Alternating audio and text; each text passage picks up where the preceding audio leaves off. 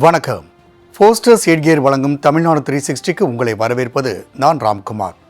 தமிழகத்தில் உள்ள அனைத்து மாவட்ட நிகழ்வுகளையும் விரிவாக பார்ப்பதற்கு முன் தலைப்புச் செய்திகள்.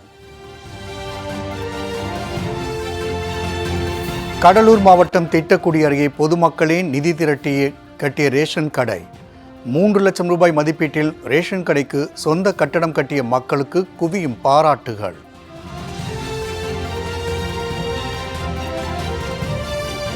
கல்வராயன் மலைப்பகுதியில் உள்ள சமுதாய நல நிலையத்தில் போதிய மருத்துவர்கள் இல்லாததால் மலை கிராம மக்கள் அவதி. மருத்துவர்களையும் மருத்துவ உபகரணங்களையும் வழங்க கோரிக்கை.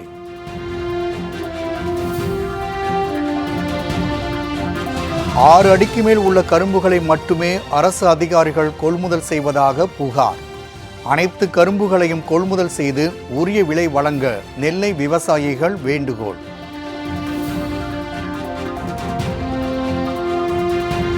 உளுந்தூர்பேட்டை வாரச்சந்தையில் கடை கட்டிய ஆடுகள் விற்பனை.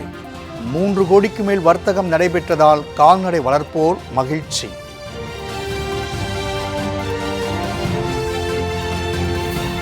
பொங்கல் பண்டிகை நெருங்கி வரும் நிலையில் தூத்துக்குடியில் மஞ்சள் குலைகள் அறுவடை பணிகள் தீவிரம். மஞ்சள் கொத்து இது குறித்து விளக்கும் செய்தி தொகுப்பு.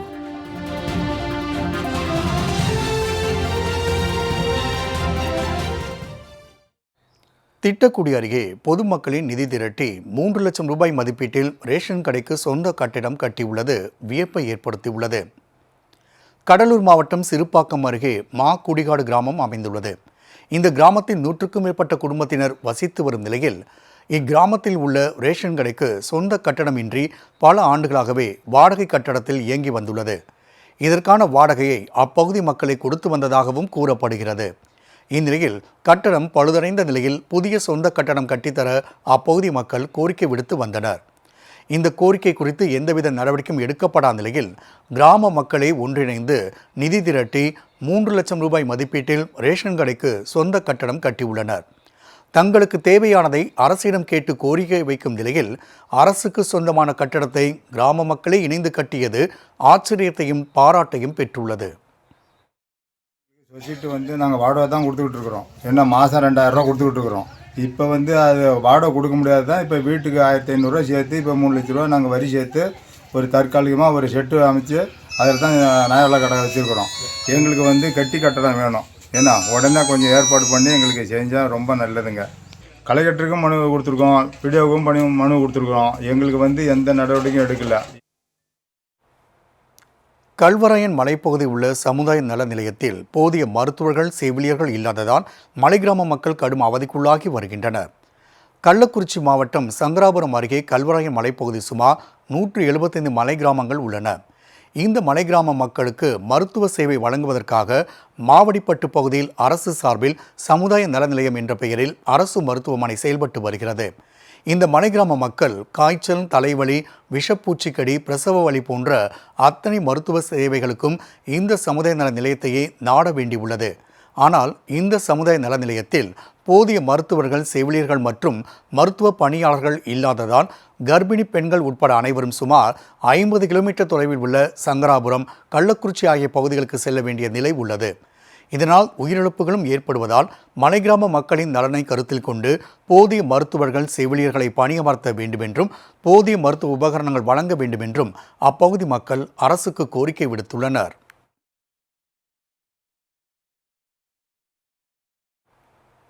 நெல்லை மாவட்டத்தில் விளைந்துள்ள அனைத்து கரும்புகளையும் கொள்முதல் செய்ய வேண்டும் என்று அம்மாவட்ட விவசாயிகள் கோரிக்கை விடுத்துள்ளனர். பொங்கல் பண்டிகைக்காக அரசு சார்பில் வழங்கப்படும் பொங்கல் தொகுப்பில் முழு கரும்பு வழங்கப்படும் என்று அரசு அறிவித்துள்ளது. இதற்காக நெல்லை மாவட்டம் அம்பாசமுத்திரம் மற்றும் அதன் சுற்றுவட்டார பகுதிகளில் 500 ஏக்கருக்கு மேல் பன்னீர் கரும்புகளை விவசாயிகள் பயிரிட்டுள்ளனர். இந்நிலையில் வேளாண் மற்றும் கூட்டுறவுத்துறை அலுவலர்கள் கரும்பு கொள்முதல் பணியில் ஈடுபட்டுள்ள நிலையில் 6 அடி உயரத்திற்கு மேல் உள்ள கரும்புகளை மட்டுமே கொள்முதல் செய்வதாகவும் மற்ற கரும்புகளை கொள்முதல் செய்ய மறுப்பதாகவும் வேதனை தெரிவிக்கின்றனர். அத்துடன் அரசு 32 ரூபாய் விலை நிர்ணயம் செய்துள்ள நிலையில் 22 ரூபாய் மட்டுமே வழங்குவதாகவும் புகார் தெரிவித்துள்ளனர். எனவே மாவட்டத்தில் விளைந்துள்ள அனைத்து கரும்புகளையும் கொள்முதல் செய்ய வேண்டும் என்றும் கோரிக்கை விடுக்கப்பட்டுள்ளது. 2-3 ஆண்டுகளாக கொள்முதல் செய்து இருக்கக்கூடிய அந்த கரும்பு நல்ல முறையில் கொள்முதல் பண்ணிக்கிட்டு இருந்தாங்க. ஏன்னா இந்த முறை என்னென்னா கிட்டத்தட்ட எண்ணிக்கை வந்து குறைச்சிட்டாங்க. 6 அடிங்கிறது எங்களுக்கு போதுமானதில்லை. 5.5 அடிக்குள்ளே கொண்டு வரணும். ஒரு கண் குடைப்புக்காக அங்கே வந்து கொள்முதல் பண்ணியிருக்கீங்களே தவிர முறையாக எதுவும் செயல்படுத்தலை. கிட்டத்தட்ட 18 பேர்கிட்ட தான் நீங்கள் கரும்பு எடுத்துருக்கீங்க. பாக்கி உள்ளவங்க ஏன் தரலன்னா 5.5 அடி 6 அடி இருக்கவங்களுமே இப்போ இதெல்லாம் பார்த்தீங்கன்னா ஒரு 7 அடிக்கு மேலே இருக்கவங்களாம் கொடுக்கல. அந்த மாதிரி சொல்கிறாங்க, நாங்கள் கொடுக்கல. ஏன்னா எங்கிட்ட கிட்டத்தட்ட ஒரு 700 கட்டு சேரும். ஆனால் இவங்க இந்த வயலில் வந்து 200 கட்டு தான் எடுக்கிறாங்க. அப்படிங்கிறது வந்து எப்படி அந்த 200 கட்டை கொடுத்தாச்சுன்னா பாக்கி இருக்க 500 கட்டு யார் வாங்குவா? பொங்கல் பண்டிகை முன்னிட்டு உளுந்தூர்பேட்டை வார ஆட்டுச் சந்தையில் 3 கோடிக்கு மேல் வர்த்தகம் நடைபெற்றுள்ளதால் கால்நடை வளர்ப்போர் மகிழ்ச்சி அடைந்துள்ளனர். கள்ளக்குறிச்சி மாவட்டம் உளுந்தூர்பேட்டையில் வார ஆட்டுச்சந்தை செயல்பட்டு வருகிறது. இந்நிலையில் பொங்கல் பண்டிகை நெருங்கி வரும் நிலையில் மாட்டுப் பொங்கல், காணும் பொங்கல் அன்று பெரும்பாலான வீடுகளில் அசைவம் செய்யப்படுவதும் கோவில்களில் கிடா வெட்டி பொங்கல் வைப்பதும் வழக்கம். இதனையொட்டி ஆட்டுச்சந்தை களை கட்டியது.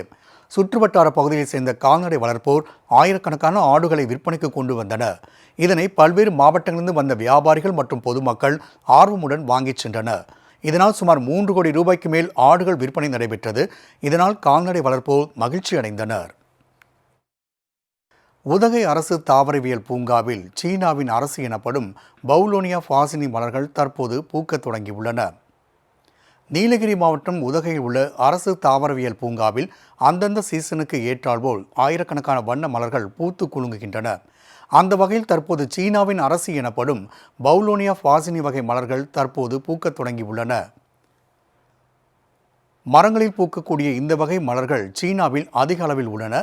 பொதுவாக டிசம்பர் மாதம் முதல் பிப்ரவரி மாதம் வரை பூக்கும் இந்த மலர்கள் பருவநிலை மாற்றம் காரணமாக தாமதமாக தற்போது பூக்கத் தொடங்கியுள்ளன. மரங்களில் உள்ள கிளைகள் முழுவதும் மலர்களாகவே காட்சியளிக்கும் இந்த வெள்ளை மலர்களை குயின் ஆஃப் சைனா என அழைக்கின்றனர். இவ்வகை மரங்கள் இந்தியாவில் அரிதாகவே காணப்படுகின்றன. இந்த வகை மரம் உதகை அரசு தாவரவியல் பூங்காவில் ஒரே ஒரு மட்டமே உள்ளது என்பது குறிப்பிடத்தக்கது. அரிதாக காண கிடைக்கும் இந்த மலர்களை சுற்றுலா பயணிகள் கண்டு ரசித்து செல்கின்றனர். பெரம்பலூரில் உள்ள தனியார் கல்லூரியில் நடைபெற்ற பொங்கல் விழா பார்வையாளர்களை வெகுவாக கவர்ந்தது. பெரம்பலூரில் உள்ள தனலட்சுமி சீனிவாசன் கல்வி நிறுவனம் சார்பில் கல்லூரி பொங்கல் விழா வெகு விமர்சையாக நடைபெற்றது. இந்நிகழ்ச்சியில் மாவட்ட ஆட்சியர் கிரேஸ் பச்சான் சிறப்பு விருந்தினராக கலந்து கொண்டார். 5000க்கும் மேற்பட்ட மாணவ மாணவிகள் கலந்து கொண்ட இந்த பொங்கல் திருவிழாவில் பாரம்பரிய கலைகள் உணர்த்தும் வகையிலும் உழவு தொழிலை போற்றும் வகையிலும் பல்வேறு பாரம்பரிய நிகழ்வுகள் நடைபெற்றன. மாணவ மாணவியர் அனைவரும் பாரம்பரிய உடை அணிந்து தாளத்தட்டு நடனம், கரகாட்டம், புலியாட்டம், ஒயிலாட்டம் போன்ற பாரம்பரிய கலை நிகழ்ச்சிகளை செய்து அசத்தினர். அத்துடன் சிலம்பாட்டம், உரியடித்தல், கயிறு இழுத்தல் போன்ற பாரம்பரிய விளையாட்டுகளிலும் மாணவ மாணவியர் களம் கண்டனர். அத்துடன் 3 குடிசைகள் அமைக்கப்பட்டு சூரிய பொங்கலிட்டு மாணவிகள் துறை வாரியாக பொங்கல் சீர்வரிசை எடுத்தும் படையலிட்டனர்.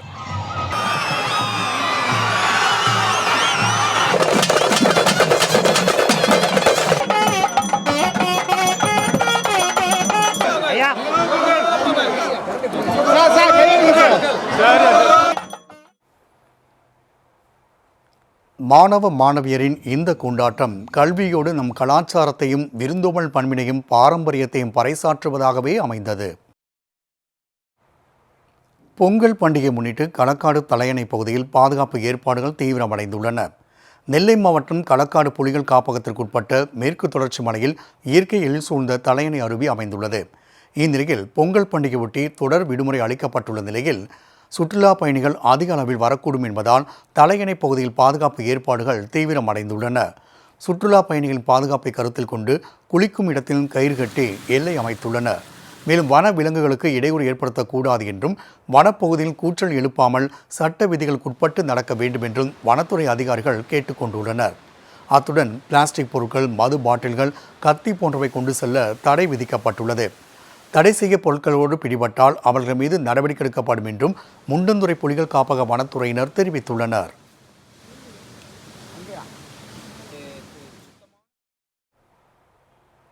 போஸ்டர்ஸ் எட்கியர் வழங்கும் தமிழ்நாடு 360யில் அடுத்து வருவது உங்கள் ஊர் நிகழ்வுகளை விரைவாக வழங்கும் உள்ளூர் எக்ஸ்பிரஸ்.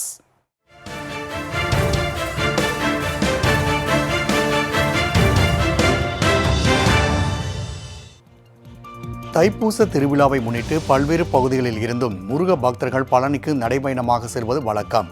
அந்த வகையில் சேலம் மாவட்டத்தில் உள்ள பழனி மலை பாத யாத்திரை நண்பர்கள் குழு சார்பில் 200க்கும் மேற்பட்ட முருக பக்தர்கள் பாத யாத்திரையை தொடங்கினர். இதில் பக்தர்கள் காவடி சுமந்தும் அலகு குத்தியும் சிறியவர்கள் முதல் பெரியவர்கள் வரை அரோகரா என்கிற பக்தி முழக்கத்தோடு பாத யாத்திரையை தொடங்கினர்.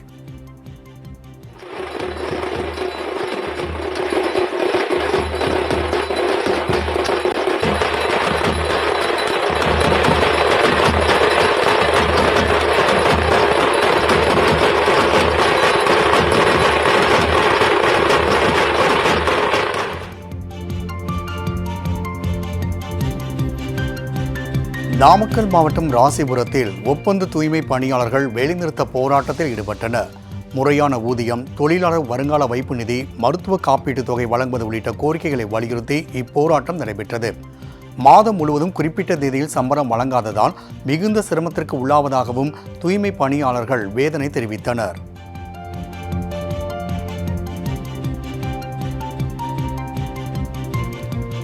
நீலகிரி மாவட்டம் கோத்தகிரியில் சிறுத்தை, கரடி, காட்டெருமை போன்ற வனவிலங்குகளின் நடமாட்டம் அதிகரித்துள்ளதால் பொதுமக்கள் பீதி அடைந்துள்ளனர்.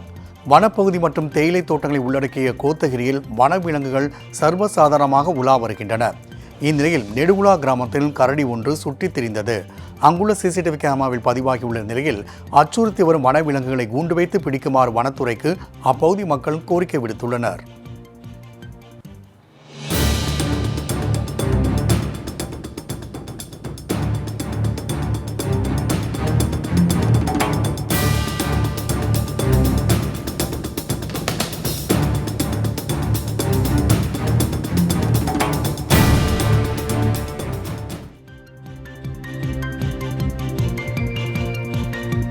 தருமபுரி மாவட்டம் பொம்மிடி கால்நடை வாரச்சந்தையில் 1.5 கோடி ரூபாய்க்கு வர்த்தகம் நடைபெற்றது. தைப்பொங்கலை முன்னிட்டு தருமபுரி, கிருஷ்ணகிரி, சேலம் உள்ளிட்ட பல்வேறு பகுதிகளை சேர்ந்த விவசாயிகள் ஆடுகளை பொம்மிடி சந்தைக்கு கொண்டு வந்தனர். ஆடுகளை வாங்க வணிகர்கள் அதிக ஆர்வம் காட்டியதால் சந்தையில் விற்பனை அமோகமாக நடைபெற்றது. எடையின் அடிப்படையில் ஆடுகள் 8,000 ரூபாய் முதல் 25,000 ரூபாய் வரை விற்பனை ஆகின.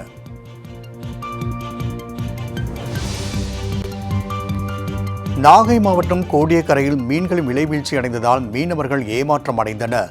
கோடியக்கரையில் இருந்து தினந்தோறும் 5 டன் முதல் 20 டன் வரை மீன்கள் பல்வேறு நகரங்களுக்கு ஏற்றுமதி செய்யப்படுகின்றன. இந்நிலையில் வரத்து அதிகரித்ததன் காரணமாக மீன்கள் விலை வீழ்ச்சி அடைந்தது. இதைத் தொடர்ந்து 1 கிலோ வாளை மீன் 170 ரூபாய்க்கும், ஷீலா மீன் 700 ரூபாய்க்கும் விற்பனை செய்யப்பட்டது.